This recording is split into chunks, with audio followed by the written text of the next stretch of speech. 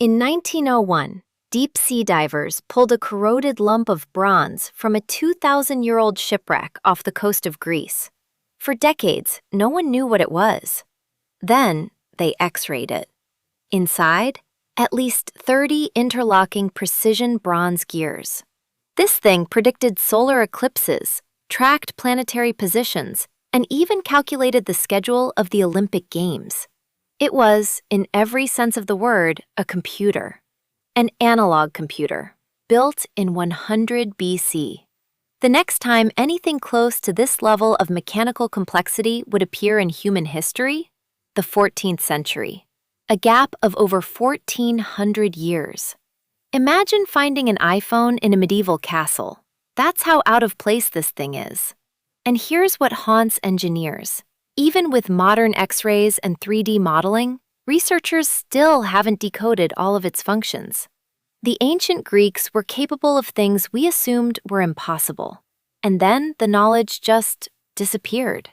Look at any modern concrete building. Give it about 50 years. It's cracking, crumbling. You've probably seen it in parking garages, old bridges, even new construction. It's just how concrete works, right? The Roman Pantheon was built nearly 2,000 years ago. It still has the world's largest unreinforced concrete dome.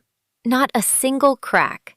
Now, scientists at MIT finally cracked, no pun intended, the secret.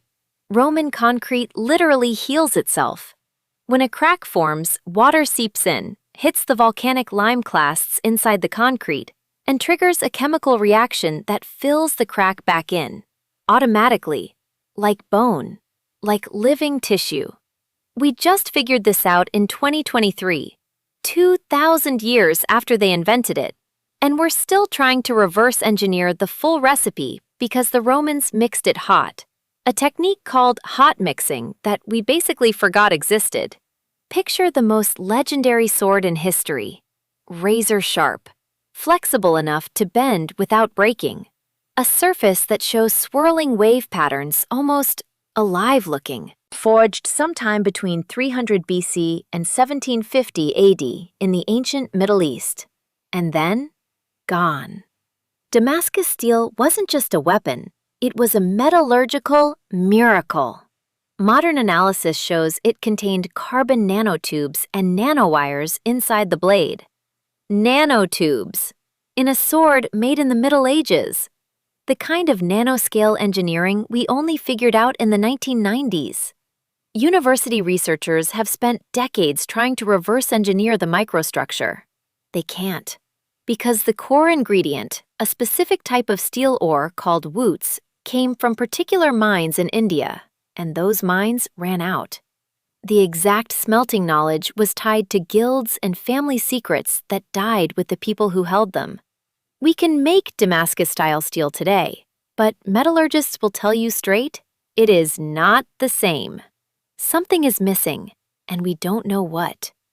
Imagine a weapon so terrifying that historians recorded entire fleets turning around and retreating just at the sight of it. A weapon that burned on water, that couldn't be extinguished with water, that stuck to ships and soldiers like liquid death. This was Greek fire. Used by the Byzantine Empire from the 600s to the 1200s, it was sprayed from bronze tubes mounted on warships, and it completely dominated naval warfare for 600 years. Then, in the 1300s, all records of it just stop. The best scientists today believe it was some version of what we'd now call napalm. Petroleum-based, probably thickened with some kind of resin or quicklime. But the exact recipe? Classified at the highest levels of the Byzantine court. Carried to the grave. Think about that. A weapon so effective it won wars for 600 years. And we lost the recipe. Permanently. If the Byzantines had kept this technology, it might have changed the entire course of medieval history. I saved this one for last because it's the one that genuinely keeps engineers up at night. The Great Pyramid of Giza. 2.3 million stone blocks, some weighing 80 tons, built with such precision that the four sides align to true north within a fraction of a degree, accuracy that rivals modern GPS. The ancient Egyptians didn't have the wheel when they started. They had copper tools, they had ropes, and they built the most precisely aligned large structure in human history in less than 20 years. In 2013, a papyrus was discovered, written by a man named Merer, who actually oversaw some of the construction. He described waterways, canals, teams of workers. It's given us clues. But here's the thing nobody tells you.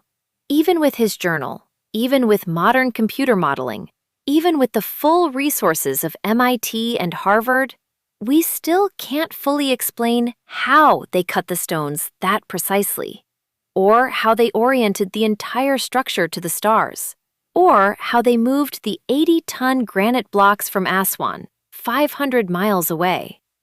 Here's what I think is the most important takeaway from all of this, and most history books completely ignore it. We have this idea that history is a straight line, that we started primitive and we've been getting smarter, more advanced, more capable ever since. But these 5 things prove that's not true. Knowledge is fragile. Civilizations rise, collapse, and take their secrets with them. The Antikythera Mechanism sat at the bottom of the ocean for 1,000 years. Roman concrete sat in plain sight while our buildings crumbled. Damascus steel was right there, and we still can't replicate it. We are not the most advanced version of humanity. We might not even be close. And somewhere, buried in the ground, or lost to a war, or hidden in a manuscript nobody's decoded yet, there's knowledge we haven't found yet. That thought?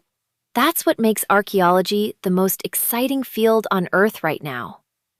If this blew your mind, drop a comment below. Which one of these did you find most unbelievable?